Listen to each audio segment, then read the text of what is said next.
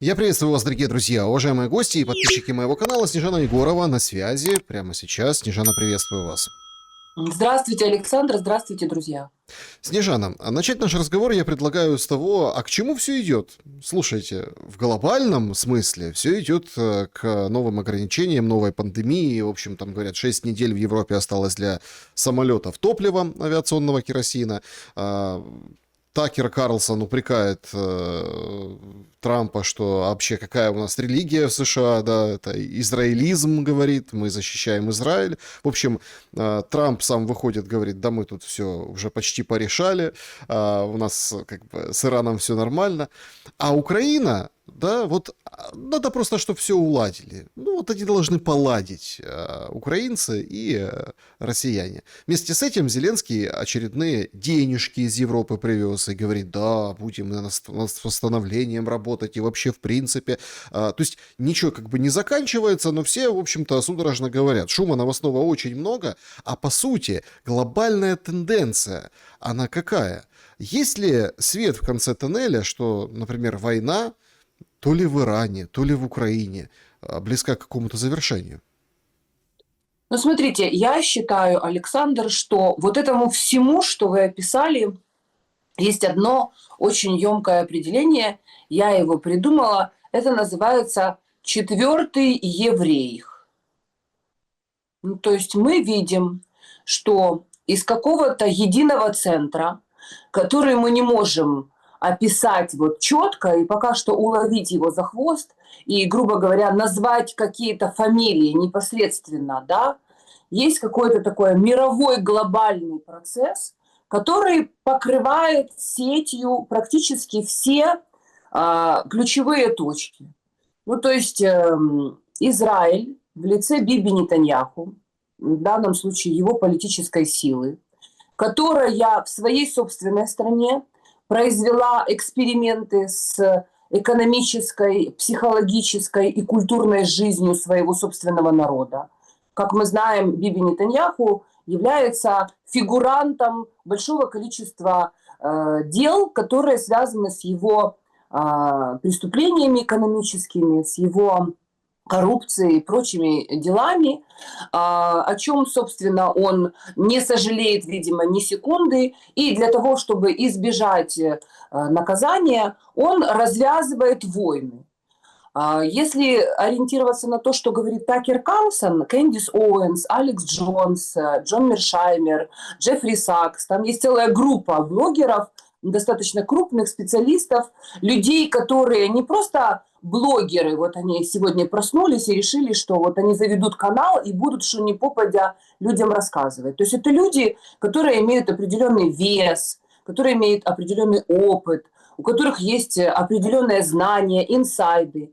Ну, то есть трудно же заподозрить Такера Карлсона в том, что он человек с улицы, если он осуществлял серьезную поддержку информационную Трампу во время его предвыборной кампании, был вхож в оральный кабинет. И, в общем-то, это один из ключевых хедлайнеров, которые Трампа возводили к вершине во второй раз, пробивая бетонную стену вот этого бойкота информационного, которого Трампу поставили. Ну, Трамп забывает это очень быстро. Видите, говорит, у Такера Карлсона IQ растерялся. Не, но он не забывает, он как раз очень хорошо помнит. Просто он принимает такую концепцию, которая называется обесценивание. То есть это психологический прием, когда человека, которого еще вчера ты держал, как говорится, за руку, хлопал по плечу, который шел с тобой плечом к плечу к победе, к вершине, ты просто сбрасываешь с этого поезда.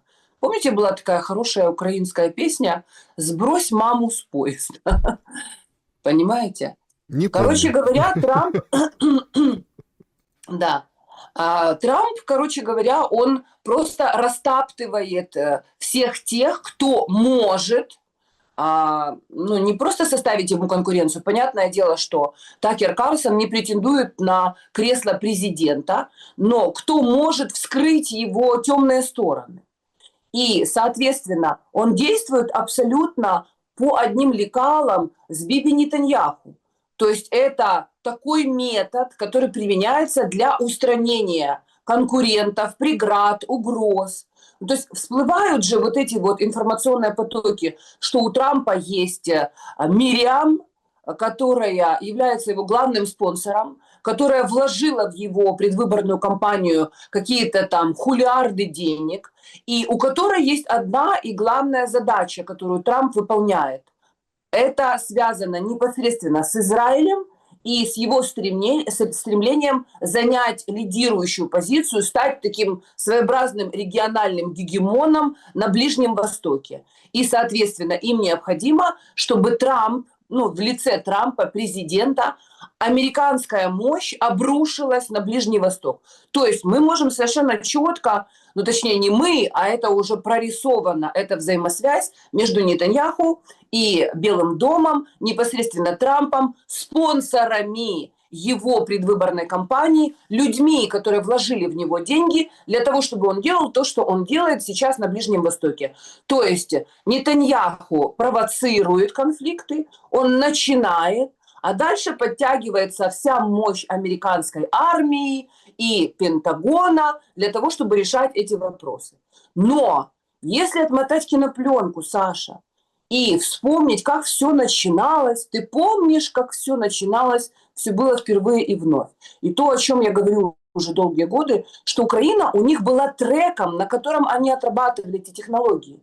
USAID, вот эти все Соросятня, все эти, так сказать, НКО, все эти компании, Возрождение и прочие, которые заходили, понимаете, белые господа с радостными белозубыми улыбками, с зубами из фарфора и вот этими прищуром хитрованским, которые создавали демократическое общество, гражданские права и свободы им были очень нужны, которые поддерживали всяких стерненок, притул, а до них еще было огромное количество разных, так сказать, любителей западного образа жизни. Это же все делалось на Украине для того, чтобы посмотреть, как будут работать вот эти вот психологические, экономические, культурные экспансии. Ну, то есть мы же это все прошли. Это из того же, скажем так, курятника пришли все те же волки, которые давят Украину, и точно так же они давят Ближний Восток. Ну, то есть они действуют, это как, знаете, ну, несколько щупалец одного спрута. Это все идет из единого центра. Поэтому это называется еврейх, потому что это чувствуют и люди в Европе. Ну, вот я, например, общаюсь там с разными людьми, которые живут там долго во Франции, например. У них это давным-давно уже там критика еврейского какого-то сообщества или его влияние. Я в данном случае не говорю о простых евреях, простых людях. Вы же знаете, вот недавно был скандал, что профессора университета, еврейку по происхождению, ее уволили за антисионизм.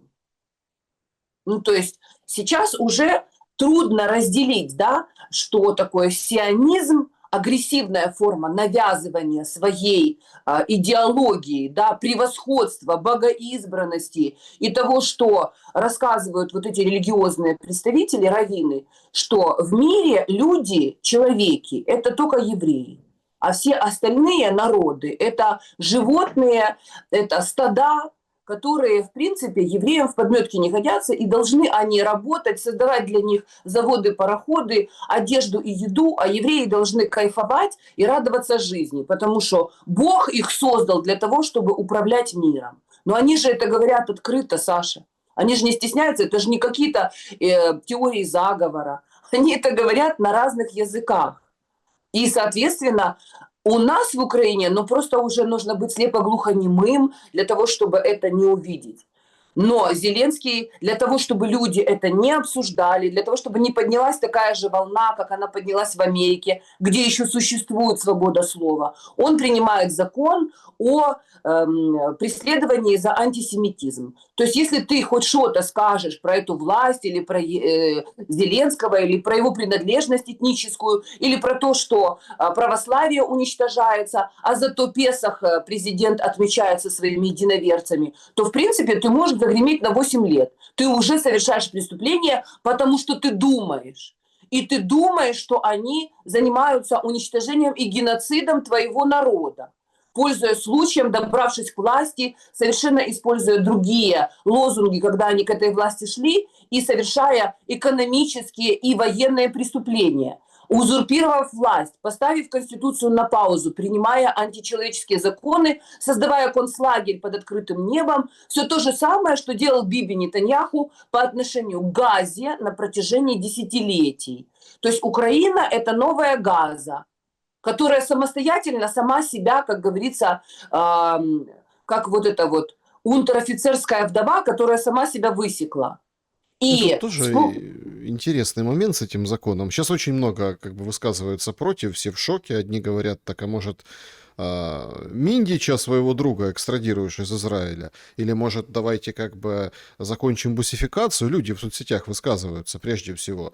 Причем интересно, что вот как интеллигенция, плюс-минус, которая там сохранилась, чуть-чуть разбирается в законодательстве, говорят, что там и статьи Конституции нарушает, и Уголовный кодекс нарушает. Конкретно этот закон, который приняли еще в 2022 году, но вот сейчас вот Зеленский подписал и как бы его внедрил, да.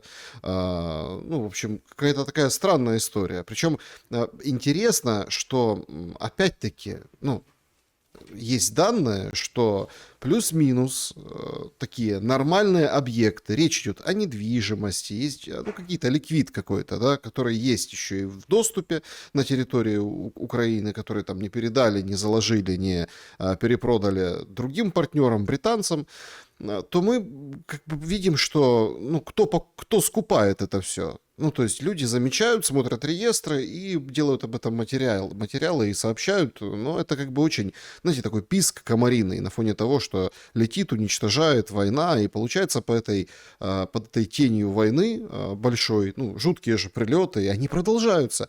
Зеленский уезжает, там собирает деньги в Европе, а недвига скупается, какие-то объекты скупаются. И там вот так вот посмотришь на тех, кто это делает, и сразу как бы такие невольные мысли приходят, что зачем этот законопроект. Я вообще, если честно, мне кажется, что тут даже не сколько под ну, какую-то там культурную, общественную дискуссию заточено это все, а конкретно под собственность. Ведь у 8 лет тюрьмы есть четкий функционал. Ну, то есть, это не просто там, кто там выйдет, скажет, во всем виноваты евреи, ой, ты антисемит, на тебе там штраф или на тебе там какой-то. Нет, это конкретно под собственность, а под модель управления. Конечно, конечно, когда они придут в своих шляпах и скажут: здравствуйте, мы приехали, нас пригласил ваш раввин Днепропетровский. Вы не помните, что Днепропетровский раввин пригласил всех евреев приезжать в Украину? Это хорошая страна. Здесь нет антисемитизма. Здесь любят евреев, у них президент еврей. И здесь уже нету никаких храмов православных христиан. А кто рот откроет, тот, в принципе, пойдет на 8 лет, если мы будем забирать вашу недвижимость, ваши дома, ваши поля, ваши леса, ваше производство, конечно. Мы же приехали по приглашению президента, нет? Им дадут паспорта, закон уже принят, соответственно. А русского языка уже нет, не обязателен, даже нежелателен. Те, которые смогут хоть что-то сказать. А українчики, вони будуть воювати. Їхня ж доля воювати.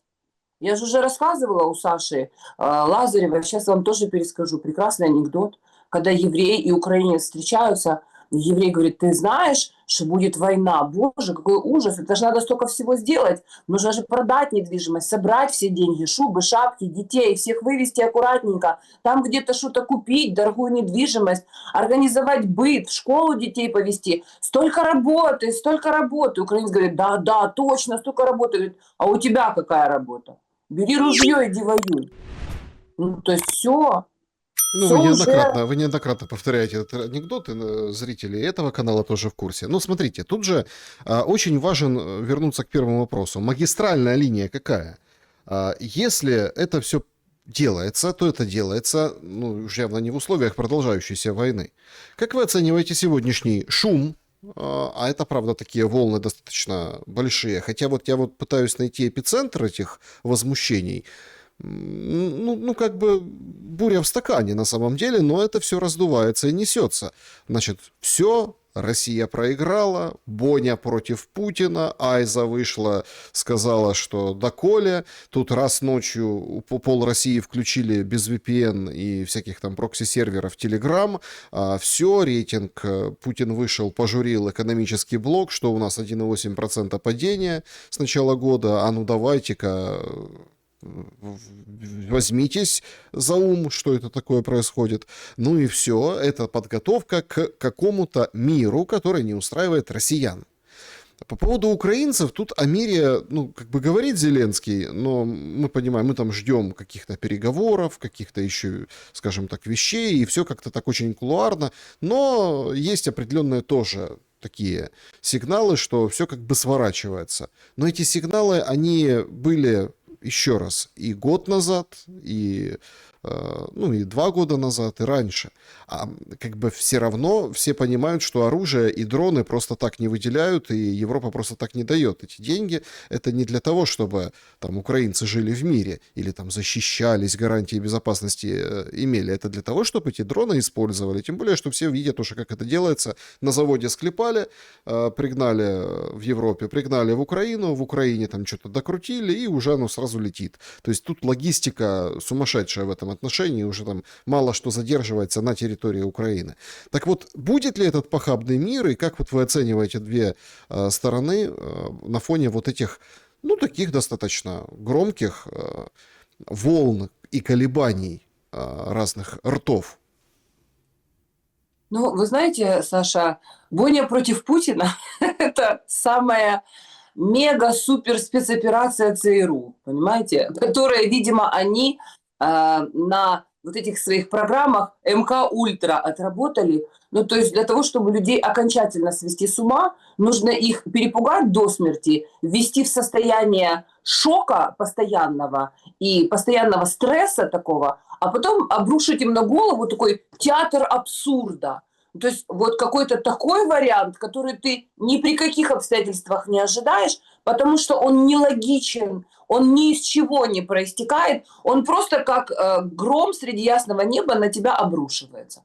Понимаете, вот сколько было людей в России, сколько патриотов, какие-то там профессора, какие-то там военные, что-то они там стояли годами, высказывали свое мнение, строили планы, понимаете, делали какие-то симпозиумы, устраивали брейнстормы, и тут неожиданно, вдруг откуда ни возьмись, маленький комарик, а в руке его горит маленький фонарик. Вдруг Боня в один прекрасный момент сама ни с того ни с сего проснулась и вдруг думает, обращусь я как к Путину. Задам ему вопрос, что вы себе думаете, Владимир Владимирович? И тут вдруг Путин просыпается на следующий день, открывает соцсети, и тут Боня прямо к нему вот так вот говорит. А он такой, и точно, Песков, иди сюда. Тут Боня ко мне обращается, нужно девушке ответить. Я же джентльмен. Ну, ясное дело, что это все разыгранное панно там.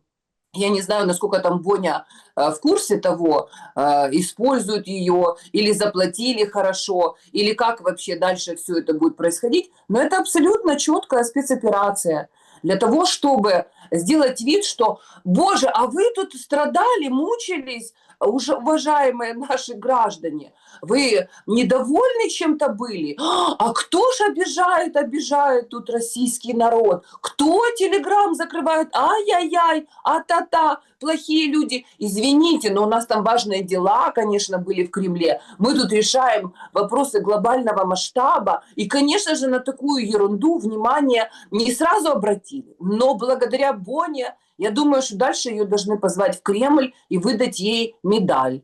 Вот Зеленскому выдали в Нидерландах медаль за свободу слова, свободу вероисповедания, свободу от страха, свободу от нужды. Уже от всего он освободился лично. Правда, украинский народ в концлагере живет, у него и нужда, и страх, и вероисповедание отобрали, и слово, как говорится, тоже рот заткнули всем, и законы принимают драконовские. Но лично Зеленский свободен. И лично Боня тоже будет счастлива и довольна. У нее будет работать Телеграм, у нее будет работать Инстаграм, ей будет все дозволено, и все будут следить за ней, у нее поднимутся, скажем так, рейтинги и доходы. Ну а что будет вообще со всеми народами? Саша, мы должны констатировать факт, к сожалению, что вся эта война, это действительно была договорная, вот такая разыгранная, кровавая драма, точно так же, как была договорная, разыгранная пандемия, куда включились абсолютно все государства. И Украина, и Россия, и все остальные участвовали в этом всем. То есть был единый центр, который исходил от Всемирной организации здравоохранения, который возглавлял Билл Гейтс, и который получил, скажем так, разнарядку. Где-то же это все разработали, эти все технологии, как запугивать людей, как средства массовой информации должны нагнетать, как вообще показывать вот эти трупы в мешках и все остальное, чтобы люди боялись вообще шаг ступить из своей квартиры.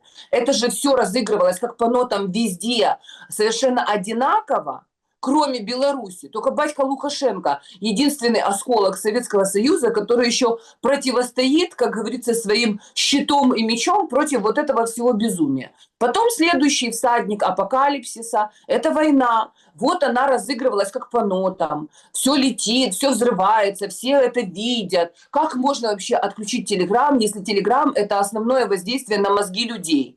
Если люди прямо только из Телеграма узнают, какие страшные, ужасные события. У них непосредственно в каждом доме, в каждом дворе ничего подобного не происходит. Ну а как они будут вот в такие состояния входить, когда они готовы застрелить, убить? Как они вообще будут заходить? И куда они будут ненависть свою сливать, рассказывать, что про хохлов, вонючих, бандеровцев, нацистов, а украинцы будут кричать, что вы, русские агрессоры, напали. И вот это всю эту ненависть, где будут это все расплескивать, если отключить Телеграм и вообще все остальные соцсети?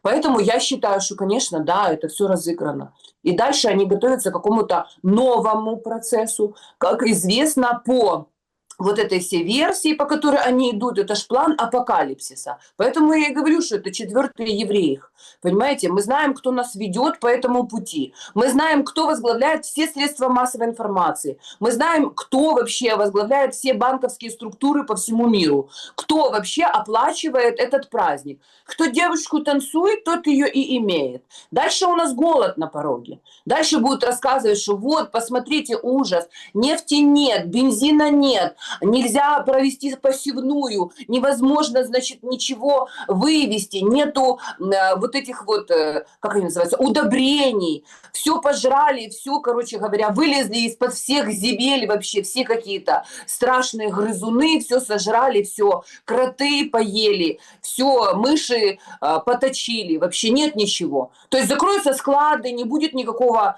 обеспечения, ничего не будет ездить и летать, и все будут рассказывать, что беда, беда. Вы же видите, вот эта вот война в заливе, вот эта война с Ираном, она повлекла серьезные проблемы с бензином, с электричеством, со всем остальным, энергетический кризис, экономический кризис, ничего нет, никуда не поедем, ничего не засеваем. Теперь, товарищи, голод. Голод, дальше голод. А потом смерть. Смерть какая-то, они тоже придумывают, как она должна выглядеть. Это будут какие-нибудь дроны, которые в небе будут какие-то проекции организовывать. Это будет климатическое оружие, которое будет влиять на атмосферу и там солнышко закрывать. Это будут химтрейлы, которые тоже будут создавать определенные состояния природы. Я не знаю, что это будет. Но то, что это все рукотворно, это уже для меня абсолютно очевидно. Ну И это хорошо, дно, даже Саша. если рукотворно, очевидно, но все равно же хорошо, если война закончится, как бы она ни закончилась. Или Да, нет? когда она закончится голодом, Саша, очень хорошо. Очень хорошо. Если бомбы летят, и ты хотя бы можешь пойти вниз в подвал, и у тебя хоть какой-то свет есть, и какая-то, там, я не знаю, какой-то фонарик, и какой-то там кусок хлебушка, который ты грызешь и смотришь в интернет, хоть как-то развлекаешься. А когда будет голод, и твои дети будут реально от голода умирать, Это будет хорошо? Так хорошо закончится война. Ничего хорошего. Пока вот эти все безумцы, психопаты, которые за деньги уничтожают людей просто пачками, просто вот так вот ведут на убой, как баранов, и относятся к ним, как баранам, козлам, каким-то курам, уткам, понимаете, режут им головы просто и устраивают жертвоприношения. Вот этих маленьких девочек в Иране, которых они прям конкретно разбомбили школу. Это уже доказано многими военными, которые знают, что есть спутники, можно было видеть, что это не военный объект, что они дважды ударили по этому объекту. Сначала раз, а потом дождались 40 минут, когда приедут спасать родителей этих детей, подъедут скорая помощь и ударили второй раз. И об этом уже говорится. То есть нужно просто смотреть наверх. Знаете, есть хороший этот фильм, просто гениальный. Пересмотрите все еще раз. Фильм, который называется «Не смотри наверх». Кто вообще сидит в этом Белом доме, какие у них мотивы, какая у них, как говорится, жизнь была за плечами, их бэкграунд. Весь этот, понимаете, выводок, вся эта коалиция Эпштейна – это люди, которые никого, кроме себя, не видят в этом мире. Это психопаты, эгоистичные люди. И Трамп – это просто уже вершина горы. Мало того, что у него мания величия всегда была, но еще сейчас она и усугубляется его деменцией и тем, что вокруг него это реально эксперимент. Вот этот МК Ультра, я думаю, просто отдыхает, потому что его окружают вот эти психопаты, вот это Пола Уайт, вот эти все фанатики религиозные, которые ему навевают какие-то идиотские мысли, а на старости лет у человека уже критического мышления нет. Соответственно, они от него любых людей вменяемых убирают, которые могут его остановить, и они постоянно ему создают искусственную реальность. Когда он говорит невменяемый, отвечая на вопросы, например, журналистов, не впопад, и полностью рисует совершенно другую картину мира, там им говорят, что вот, как вы думаете, а почему Ормузский пролив, там, иранцы заблокировали, не открывают, что с этим делать? Он говорит, нет, это не они, это мы его блокируем, мы победили, мы всех разбомбили, у них не будет ядерного оружия. Все в мире говорят, что Иран и не планировал создавать ядерное оружие до того, как Трамп устроил эту войну. Но Трамп толдычит совершенно что-то другое. Возникает вопрос, он сошел с ума или его сводят с ума? Я считаю, что это осознанное влияние, которое на него осуществляется. Его окружили вот такими людьми, как Пит Хексет, например, на которого сейчас в Сенате уже готовят, как говорится, ножи булатные и собираются ему объявить импичмент, потому что он совершает преступление военное, пользуясь всей мощью военной машины Соединенных Штатов Америки. То есть ему же подкинули всех вот этих вот людей.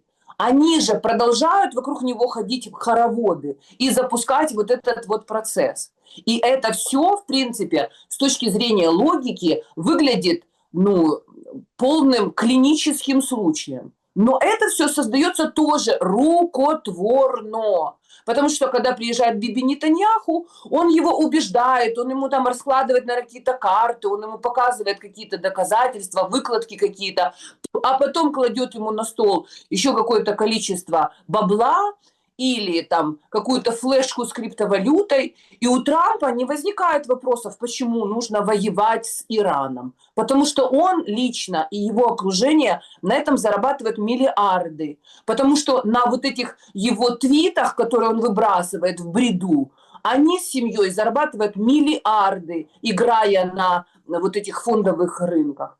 Ну, Саша, какая может быть надежда на то, что все закончится хорошо и спокойно? У нас нет такой надежды. Пока Зеленский – это один из ставленников британской короны, которая тоже играет в эту игру, будет сидеть там, где он сейчас сидит, для Украины ничего хорошего не будет. А для России тоже начинаются темные времена, потому что их не оставят в покое. Если Зеленский как мантру повторяет, что Путин должен уйти любыми способами, так, сяк, или умереть, или еще что-то, то, в принципе, это значит, что они будут добиваться. Вы же понимаете, у них тоннельное мышление. у них есть цель, и они, убирая любые препятствия, любыми способами, они будут войну развязывать, они будут детей убивать, они Рахбара будут уничтожать вместе с семьей, они всех будут просто на своем пути уничтожать, пока они не залезут в Кремль и не сядут там, не посадят своего ставленника, который начнет действовать сообща с ними. Просто сейчас очень такая интересная история.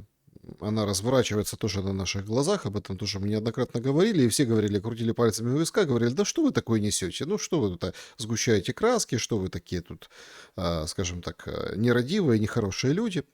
Значит, люди, многие, это прям мой личный стресс, когда там посмотреть какие-то соцсети, они, конечно, обалдели с того, что было на этой неделе по поводу высылки украинцев назад на войну. Ну, мол, ты уклонист, переплыл Тису незаконно, и Зеленский говорит, я за то, чтобы, да, что это вы тут, конечно, вот это вопрос справедливости, ты бежал, а не надо бежать, мы тебя назад. Интересно, что на этом фоне как-то так вот выглядит все примечательно. Буданов проводит встречу с бизнесом, и говорит о том, что, в общем, ему жалуются бизнесмены, говорят, смотрите, ну такая ситуация патовая, общество плохо относится, но нам бизнесу нужны. Бангладешцы, пакистанцы из Ирана. Потом Буданов говорит, ну хорошо, вот там сделаем какие-то сейчас задания, дадим СБУ, миграционщикам. Ну, потому что реально дорого одного рабочего для работодателя привлечь. Там называют там, $1000 условную, там, да, или там чуть меньше, около того, чтобы привести одного сотрудника, который бы работал. Он еще должен... То есть украинца невозможно привлечь, потому что государство создало такие условия для ухилянтов и для бизнеса, что украинцы не могут работать, так как они должны быть забронированы, за них нужно заплатить, вот там, сям и везде. И вообще украинец даже на работу не может дойти, смотрите, потому что его по дороге словит ТЦКшник, правильно? Так надо и за украинца заплатить, если ты хочешь. А если нет брони? Там он посчитали, последняя статистика, там только 13% сотрудников, они забронированы. Все остальные как бы так-сяк, и в общем их поэтому и хватают. Поэтому не заканчивается в этой бочке с людьми для людоловов, скажем так, ну это вода, да, живительная влага этого ужасного процесса. То есть Саша, прости, пожалуйста, надо я правильно заплатить и понимаю? за украинца, надо заплатить и за бангладешца, $1000, он будет у тебя работать. Буданов тогда отвечает, говорит, ну так вы же смотрите, там есть страны риска, страны не риска. Ну, в общем, они сейчас судорожно, быстро пытаются удовлетворить этот процесс, чтобы работодателю было легче. И это все открыто, на полном серьезе, как бы нам, в общем-то, вываливают. Украинцев возвращают, или планы такие, или заявления такие. Ну, в общем, Умирать. переполошили, что из Европы будем выгонять, если ты призывного возраста, вперед, что ты не воюешь, сидишь в Европе. А, скажем так, бангладешцев брать на работу. Ну вот, Да. вот такая модель, понимаете? И это прям вот на виду. А нам говорили, что там, когда мы об этом поднимали вопрос еще полгода назад, год назад, 1,5 года назад, говорили, что это все ерунда, это все как бы вы сгущаете краски, под санкции вас и вообще как бы молчите, ничего не говорите. Но вот мы и представляем, собственно, текущую ситуацию. Но тут интересен очень такой момент. Так какой тогда планируется для Украины, ну, быть, будущее какое? Так а почему для Украины? Но не обязательно, что она должна называться Украиной, правильно? Ну, то есть, если границы уже нарушены, те, которые были у государства Украины, если Конституция на паузе и законы, которые были приняты, они полностью антиконституционные, Конституционный суд разгромлен и предыдущая правовая база полностью уничтожена, а президент, который был избран по той правовой базе, он уже является узурпатором, и, в принципе, не в его интересах возвращаться в то правовое поле, он уже и не может в него вернуться, потому что он вышел из него.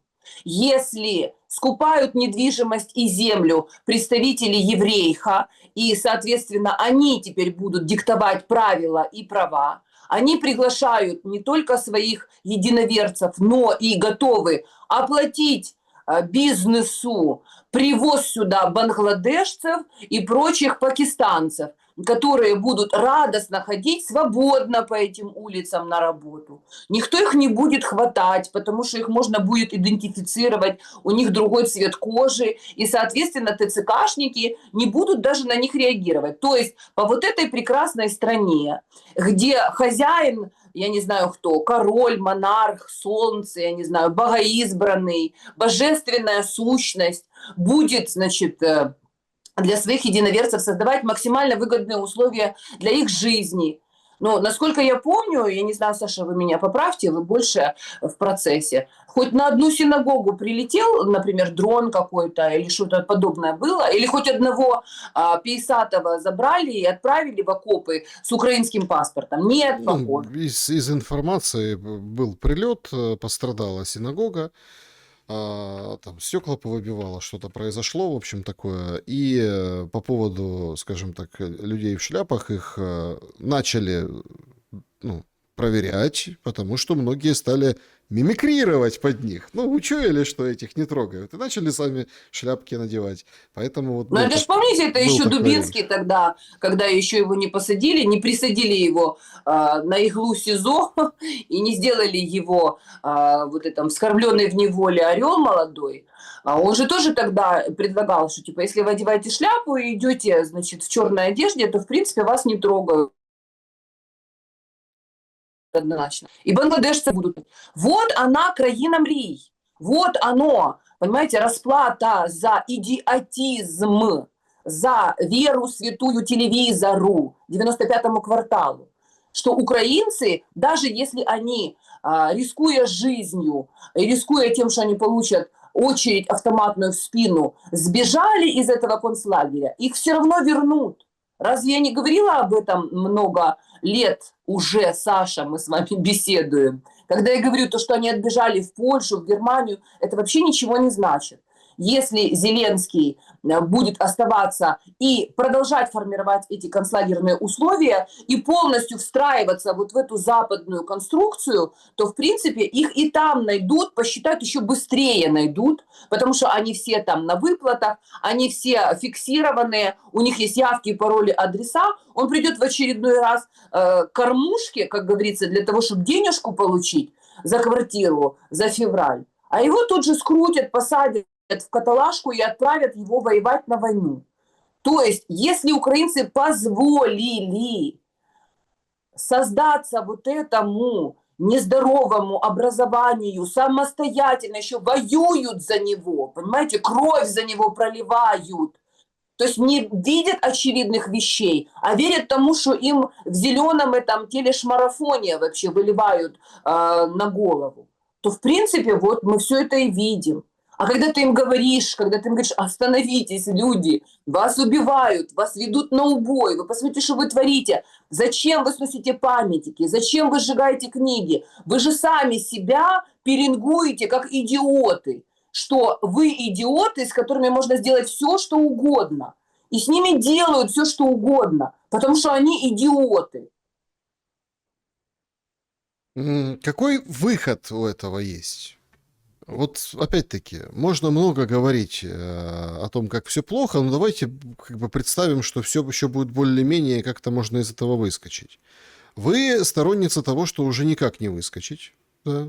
Нет, Но я считаю, что выскочить можно только в одном случае. Народы постсоветского пространства, Советского Союза, пока еще остались свидетели, скажем так, нашего единства, братства, и те, кто жил в единой стране, должны возвращаться к нашим истокам, должны находить точки соприкосновения, должны объединяться в единое пространство государственное, должны учитывать обстоятельства того, что происходит, и памятуя весь этот опыт за 30 лет, когда мы начали с нашими врагами экзистенциальными целоваться в засос, впускать в свой дом, как говорится, без требования паролей и ключей.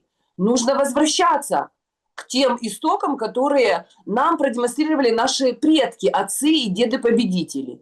То есть пока Сталина не поднимут, как говорится, из небытия, и пока не расскажут людям, в чем была суть и кто был инициатором Второй мировой войны, и чем в конечном итоге все закончилось. То есть империалисты развязали эту войну для того, чтобы ограбить население, уничтожить какую-то его часть, осуществить перераспределение ресурсов, забрать земли, там, заводы, пароходы и прочее. И пока горела, тлела Европа, и люди друг друга убивали, кровь проливали, в горло друг другу вцеплялись, они прекрасно вывозили ресурсы в Соединенные Штаты Америки, и в конечном итоге Соединенные Штаты Америки стали землей обетованной, где отлично себя чувствовали все те, кто на вот этой войне нагрел руки, на смерти, на крови, такие как Сорос и многие еже с ним. То есть в конечном итоге, в конце вот этого всего кровавой бойни, которая была развязана, бенефициарами этого всего стали Соединенные Штаты Америки, потому что производство, деньги, люди, ресурсы, мозги, все выехали туда за теплый и прекрасный океан. И результатом вот этой бойни в 21 веке будет та же история. Американцы делают все для того, они давят, они рассказывают, какие они честные, правильные, демократичные. Они там будут друг с другом выяснять отношения. Это будет вообще вот этот театр кабуки. Но в конечном итоге они продемонстрируют, что это единственное место, куда вы должны бежать, если вы хотите спастись. Вот и все. Ну так все же не убегут, понимаете? Вот тоже, это, конечно, очень прекрасно, то, что там бангладешцы, пакистанцы, но все равно, ну, давайте тоже откровенно, да, но как перевалочная база, то есть мы вот так вот смотрим, это какие-то пакистанцы, но они тоже как бы все ищут там, где лучше. Хорошо-то в Украине не будет. И я вот разделяю мнение скептиков о том, что, ну хорошо, там на какой-то период, как-то временно, ну постоянно же этого не произойдет. Вот все равно же не все уедут, все равно, собственно, не все, ну вот переключаться, да, все равно это как бы войну надо как-то сшивать, и ее последствия как-то стирать. Несмотря на то, что там условно все продано или все уже переделено, люди-то все равно какие-то, хоть сколько-то, но останутся. Но их будет кошмарить, они будут в концлагере, сломают полностью сопротивление, их будут отлавливать, их будут вот эти вот ТЦКшники, которые уже, по сути, надзиратели концлагеря, они просто будут лютовать, и, в принципе, кто там останется? А если заведут еще бангладешцев и пакистанцев, кого они завезут? Они завезут мужиков фертильного возраста, как женщин, знаешь, женщины фертильного и мужиков какого, это как это называется? Ну, в общем, короче, когда они еще готовы плодиться и размножаться. И скажут, что типа берите этих женщин, плодите с ними, размножайтесь, и вообще берите, что хотите. То есть они сюда приедут мародерить. Они не будут здесь работать. Это не будут склонившие голову пакистанцы и бангладешцы. Вот это все, что нам демонстрирует, Буданов идет красиво со своей супругой, несет пасочку в храм. Вот это все, это картинка. А на самом деле он выполняет другие задачи. Они завезут мужиков там, как говорится, в полном расцвете сил, агрессивных, которые не будут работать. Они будут заниматься тем, что вот это местное население еще сильнее будут давить всех, кто остался. Женщин, детей, старичков, которые вже українською балякають, і тихесенько то там ходять десь, вже мовчать вообще, боятся собственной тени, потому что их мужиков уже всех перебили, уложили в землю. И, соответственно, да, хозяева этой жизни, они будут хорошо себя чувствовать, потому что они защищены со всех сторон. Они владеют землей, заводами, пароходами, у них свой президент, у них есть законодательная база, что если вы что-то скажете про нас, значит вас в тюрьму на 8 лет. Бангладешцы на нас работают, мы дадим им оружие. Если кто-то что-то где-то скажет про нас не так, наши бангладешцы за деньги наши пойдут и всех порешат. Вот и все. Вот что нас ждет. А назовут эту страну когда-то, называющуюся Украиной, как-то по-другому. Хазарский каганат, говорят, что им нравится восстановить историческую справедливость. Они же возвращаются на свою историческую родину. Это мы думали, что это наша родина. А оказывается, это была их родина. Потому что это была черта оседлости, потому что там их святыни, цадик Нахман и все остальные. И бангладешцы тут отлично подходят им, понимаете, Саша? Буданов является, ну, таким глотком свежего воздуха или, скажем так, форточкой в этом окне, которое там забито, но все-таки к какому-то урегулированию и, ну, какому-то завершению и ситуации, ну, в общем, там, спусканию на тормоза. Или это все, опять-таки, ну, как в России, да, раздергивание, ну, Боня против Путина, да, а у нас Буня против Зеленского. Вы сказали форточкой, а я бы поправила, он является форточником. Знаете, есть такой метод ограбления квартир. Берут какого-то маленького, невзрачного, на кого не подумаешь, и запускают его в форточку для того, чтобы он открыл изнутри хату. И, как говорится, зашли уже взрослые дядьки и порешали свои вопросы. Ну, конечно, он в деле, он в теме, и он один из участников этого кровавого спектакля. То есть это новая фигура, которую ввели в драматургические, скажем так, перипетии. То есть Буданов работает на этот результат. Он полностью заинтересован. У него явки, пароли, адреса, задачи, которые он выполняет, деньги, которые ему за это платят, паспорта, которые он имеет.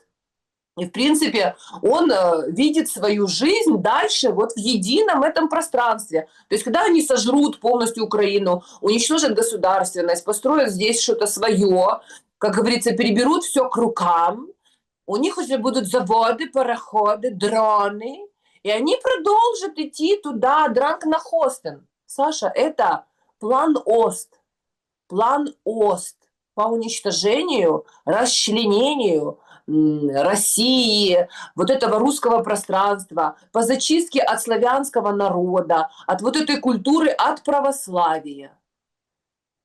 Просто люди себе это представляют как что-то прошлое, то, что нам понятно, а это все выглядит несколько иначе. Ведь не зря же за деньги Рейха, которые были вывезены из всех концлагерей, там вырванные зубы золотые переплавленные, тонны золота, как говорится, и все это было в швейцарские банки вывезено. И с момента окончания Второй мировой войны начались новые процессы по созданию новых смыслов. То есть целые институты были созданы за эти деньги, и они изучали, планировали, экспериментировали. Вот эти все программы МК Ультра и прочее над психикой, над медицинскими факторами. Ведь опыты доктора Менгеле и его последователи, они никуда не девались. Их всех повывозили из концлагерей, они все осели на Канадищине, Вашингтонщине и Аргентинщине. Все это продолжалось и продолжается. Как работать с человеческими мозгами, как их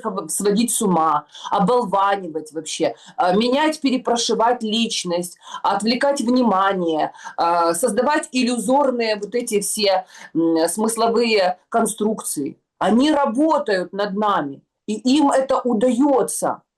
Они полностью сидят в мозгах людей. Вот скажите, Саша, за последние годы мы узнали так много новых лиц.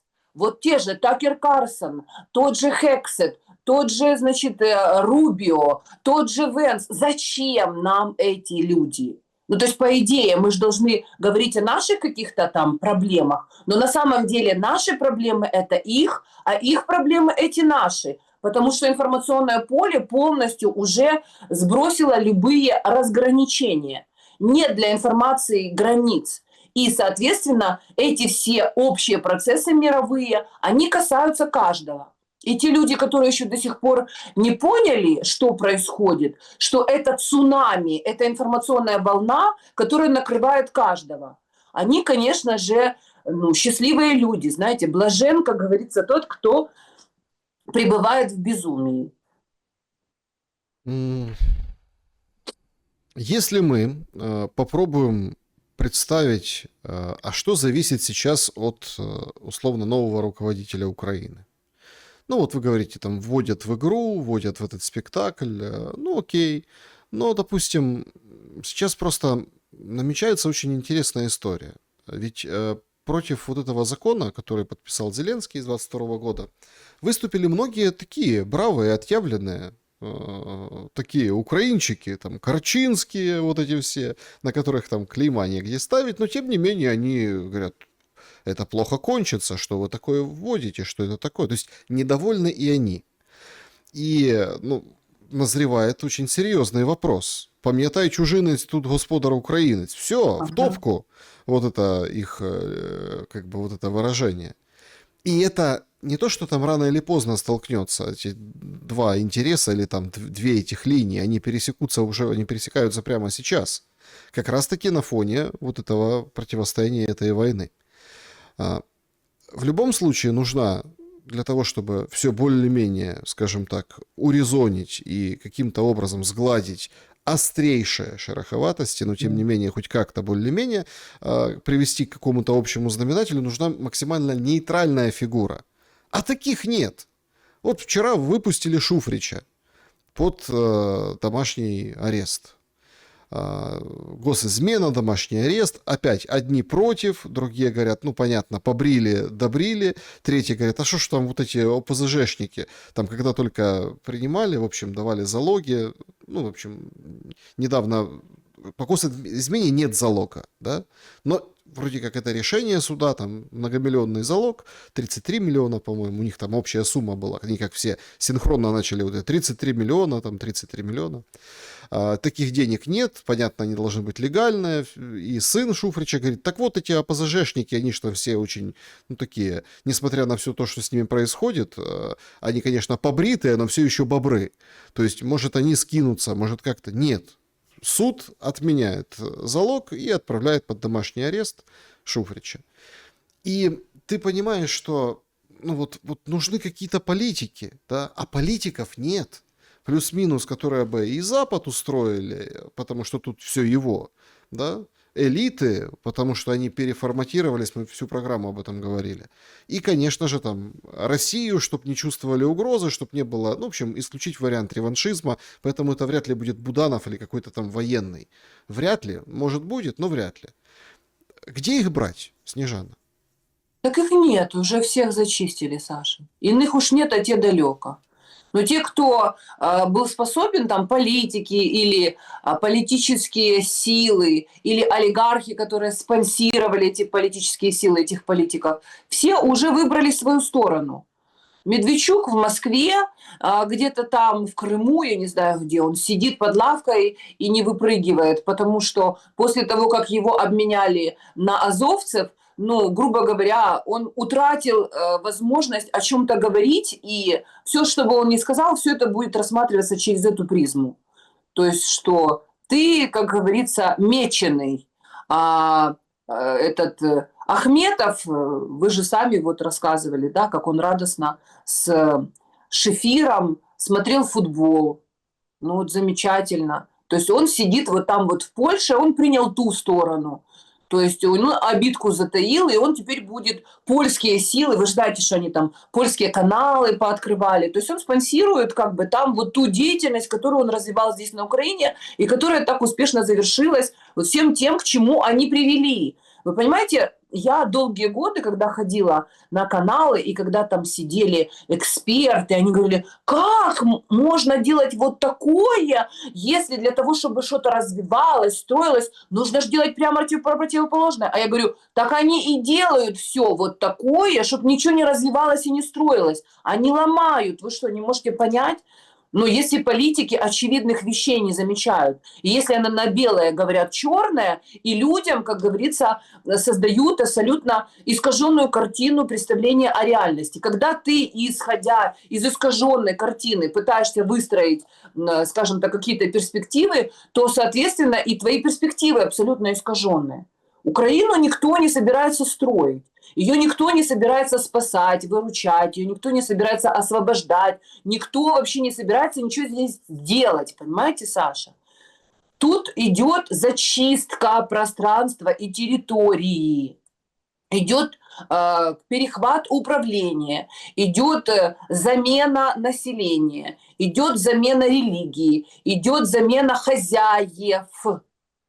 И если этот процесс каким-то образом сорвется, и кто-то попытается его сорвать, здесь будет большая война между Россией и Европой. То есть Европа к этому готовится, и Зеленский – это их, скажем так, Адольф Алаизович, которого они, как говорится, надувают, нагревают, как говорится, раздувают до вселенских масштабов, потому что у него есть это болезненное чувство собственного эго, понимаете, вот этот его стремление быть в свете софитов. То есть они его вот подогревают, понимаете, он раздувается сам в своих собственных глазах.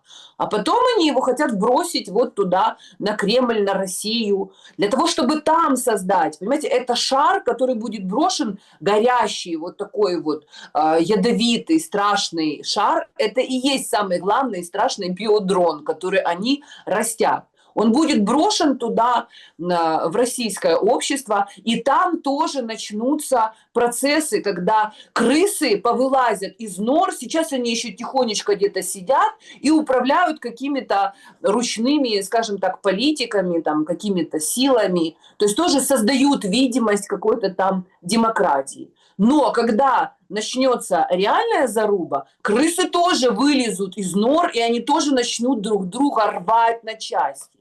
Вот что они хотят сделать. И в конечном итоге что, крысы сами будут воевать? Они толкнут свои народы, они толкнут европейских вот этих вот политически заряженных людей. Они их соберут, канализируют. То есть они же там это недовольство накапливают, что типа там слишком много мигрантов понаприезжали, деньги у них забрали у нас, типа говорят на другом языке, вы нам не нравитесь, там какая-то преступность и прочее, там кого-то насилуют, убивают, сумки отбирают. Конечно же, они найдут, поверьте мне, в таком огромном 300 миллионов там людей, они найдут большое количество желающих пойти повоевать, потому что это люди, которые уже все потеряют к тому моменту. И здесь тоже будет большое количество желающих пойти повоевать, потому что им тоже расскажут, что мы, как наши деды и отцы, должны опять пойти и, как говорится, порядок навести. И все это будет на Украине. Поле боя будет здесь. Вот к чему все ведется. Ну, по-моему, уже пора заканчивать с этим поле боя. Уже навоевались все в этом, скажем так, в этом кровавом бреду. И сейчас, ну, вот пока конца и края не видно. Хотя сейчас, конечно, много гуляет по интернету разной конспирологии, что до 1 июня все закончат, будет прекращение огня. Вот это вот все. И все, как бы, еще раз, никто не отменял вот эти дедлайны. И никто не отменял вот эту подпись ниже со звездочкой. Не понравится никому то, как закончится война. Поэтому, в общем-то, наблюдаем, смотрим, анализируем. Снежана, благодарю за время и мысли. Спасибо, Саша, спасибо, друзья. Будьте счастливы и помните, живому человеку все хорошо. Будьте живы. Берегите себя, добра и света. До скорого.